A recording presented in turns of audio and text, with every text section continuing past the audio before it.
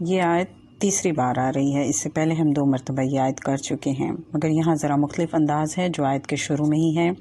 اللہ پاک فرما رہے ہیں کہ یہ نبی صلی اللہ علیہ وسلم کو جو تمہارے پاس بھیجا گیا ہے یہ میرا احسان ہے، اور ہم کو اس پر شکر بھی ادا کرنا چاہیے کہ بائی برتھ ہم مسلمان ہیں اور نبی صلی اللہ علیہ وسلم کی امت میں سے ہیں۔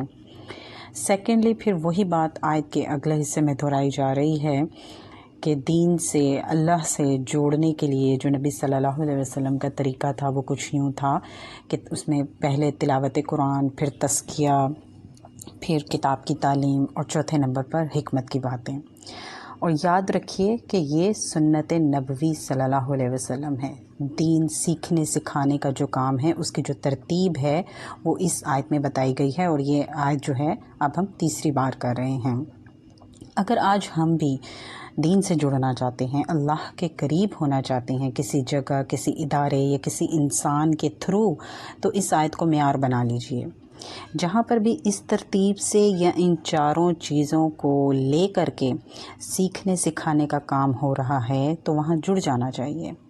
لیکن عام طور پر جو چیز ہمیں دیکھنے کو ملتی ہے کہ قرآن پاک کی جو ہے وہ بس تلاوت یا پھر حفظ جتنی اس کو امپورٹنس دی جاتی ہے، پھر اس کے بعد دیگر قصہ کہانی یا کوئی واقعے سنے سنائے جو ہیں، یا کچھ 1-2 احادیث جو ہیں وہ رکھ دی جاتی ہیں۔ ترجمہ تفسیر بالکل سکپ کر دیا جاتا ہے۔ پھر کہیں پر ایسا ہوتا ہے کہ صرف ترجمہ تفسیر پر زور دیا جاتا ہے مگر باقی چیزیں حذف۔ تو انسان اللہ کی پیدا کردہ مخلوق ہے۔ انسان کی بہترین گائیڈنس کے لیے اگر واقعی ہدایت چاہیے تو اس ہدایت کو سیکھنے سکھانے حاصل کرنے کے لیے جو بہترین اور اول سورس ہے وہ کیا ہے؟ وہ اللہ کی کتاب ہے۔ اگر محفلوں، مجلسوں میں، تقریروں میں، تعلیمی اداروں میں صرف حفظ یا تلاوت تک قرآن پاک کو محدود کر دیا جائے گا تو ثواب تو ملے گا، عمل کیسے بدلے گا؟ عمل تو نہیں بدلے گا۔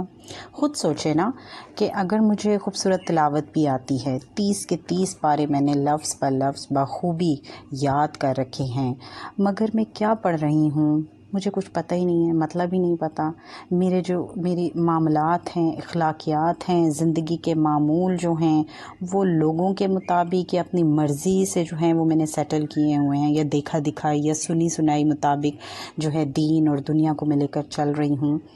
قرآن جو میں نے پورا کا پورا حفظ کر رکھا ہے، لوگوں کو خوبصورت آواز میں سناتی ہوں، لوگوں کو اچھا لگتا ہے، سرور ملتا ہے، لیکن کتنا ہی اچھا ہو کہ مجھے ترجمہ بھی آتا ہو، مجھے مطلب بھی پتہ ہو، اس سے پھر میری روح پر اثر ہو، میرے اعمال کو بہتر ہونے میں مدد ملے، میں لوگوں کو تلاوت کے ساتھ ساتھ معنی بھی بتانے کے لائق ہو جاؤں۔ تو دین سیکھنے سکھانے میں ہر چیز کی بیلنس موجودگی ضروری ہے۔ یہ نہیں کہ کہیں پر بس تجوید کو جو ہے فوکس کر دیا جائے، کہیں پر تفسیر پہ زور دے دیا جائے، اور کہیں پر احادیث کو جو ہے وہ پوائنٹ آؤٹ کیا جائے، اور کہیں پر ان میں سے کچھ بھی نہ ہو، بس قصے اور کہانیاں رہ جائیں۔